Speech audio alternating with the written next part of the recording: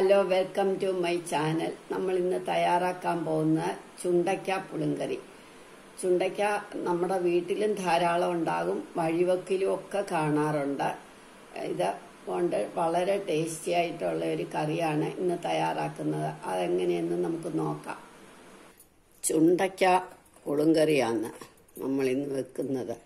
ചുണ്ടയ്ക്ക എന്ന് പറഞ്ഞാൽ ഇതാ, ഈ കായ എല്ലാവർക്കും അറിയാമല്ലോ, നമ്മുടെ വീട്ടിൽ ധാരാളം ഉണ്ടാകുന്നതാണ്.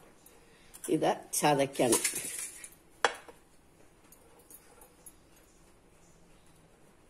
ഇതിങ്ങനെ ഓരോന്ന് എടുത്തിട്ട് ചതയ്ക്കണം.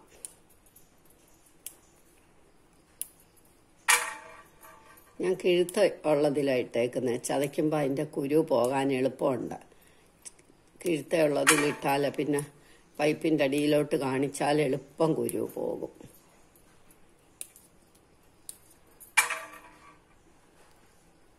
ഇതെല്ലാം നമ്മൾ ഇങ്ങനെ എടുത്തു. ഇത് നമ്മൾ ഒന്ന് ചതച്ചാൽ മതി. ഇതേ ഇങ്ങനെ നമ്മളെല്ലാം പ്ലേറ്റിലേക്ക് ഇട്ട് ഇതിൻ്റെ കുരു പോണം. കുരു പോയില്ലേ കഴിക്കും.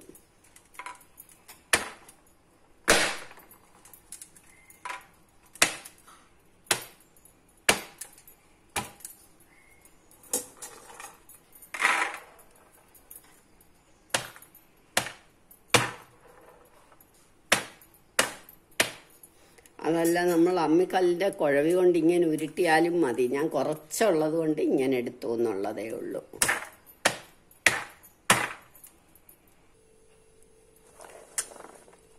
ഇതെല്ലാം നമ്മൾ പൊട്ടിച്ചു കഴിഞ്ഞു.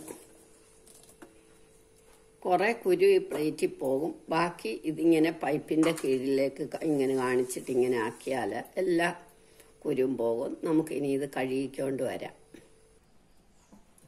ഇത് നമുക്ക് കുക്കറിൽ വേണമെന്നില്ല, കൽച്ചട്ടിയിലോ വല്ലോ ആയാലും മതി. ഞാൻ പിന്നെ എല്ലാം കുക്കറിലാണ് വെക്കുന്നത്, എളുപ്പമുള്ളതുണ്ടെങ്കിൽ. ഗ്യാസും ലാഭമുണ്ടല്ലോ. ഇനി നമുക്ക് വെള്ളം ഒഴിക്കണം. ഉപ്പും മഞ്ഞപ്പൊടിയും ഇടണം. ഉപ്പ് എല്ലാവരും അവരവരുടെ ആവശ്യത്തിന്. മഞ്ഞപ്പൊടി. ഇതിൻ്റെ കൂടെ വെള്ളരിക്ക ഇട്ടാൽ നല്ല ടേസ്റ്റാണ്. ഇനി ഇതൊരു വിസിലിൻ്റെ ആവശ്യമേ ഉള്ളൂ. അടച്ചിട്ട് ഒരു വിസിൽ കിട്ടിക്കുക. ഇനി നമുക്ക് കട്ടിയുള്ള ഒരു പാത്രം, ചീനച്ചട്ടിയോ ഉരുളിയോ എന്തെങ്കിലും ഒരു പാത്രം അടുപ്പേ വെച്ചിട്ട് തേങ്ങ വറക്കണം. പുളിങ്കറിക്ക് അത് ചുണ്ടയ്ക്കായ്ക്ക് ഒട്ടും കൊഴുപ്പില്ലാത്ത കാരണം ഒരു 1/2 ടീസ്പൂൺ കടലപ്പരിപ്പും 1/2 ടീസ്പൂൺ ഉഴുന്നുപരിപ്പും കൂടെ എടുക്കണം. അത് കഴിഞ്ഞ് 1/2 ടീസ്പൂൺ ഉലുവ, 1 ടീസ്പൂൺ മല്ലി,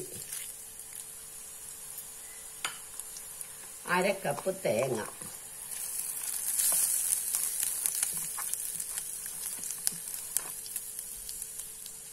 രണ്ട് പിരിയമുളക് അല്ലെങ്കിൽ കാശ്മീരി ചില്ലി, ഒരു സാധാരണ റെഡ് ചില്ലി അല്ലെങ്കിൽ സാധാരണ ചുമന്ന മുളക്. ഇതെല്ലാം കൂടെ നമ്മൾ നല്ല ചുമക്കെ വറക്കണം.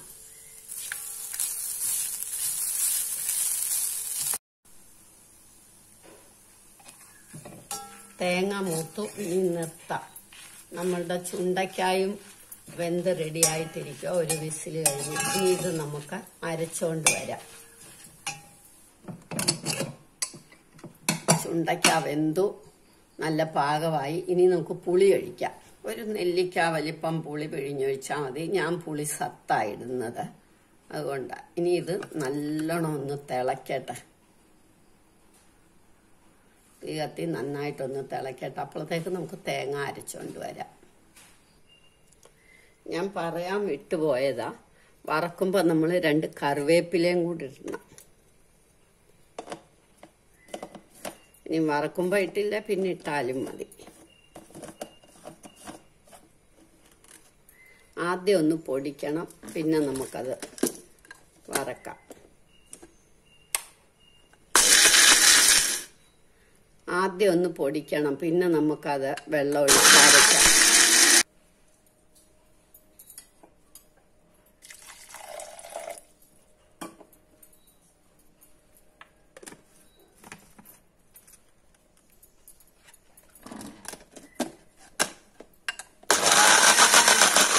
പോലെ അരയണം.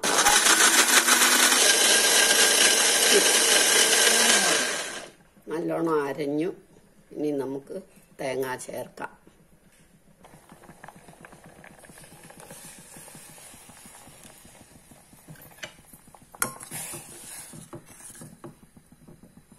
തേങ്ങ ചേർത്തിട്ടും കൂടെ ഒന്ന് തിളയ്ക്കണം.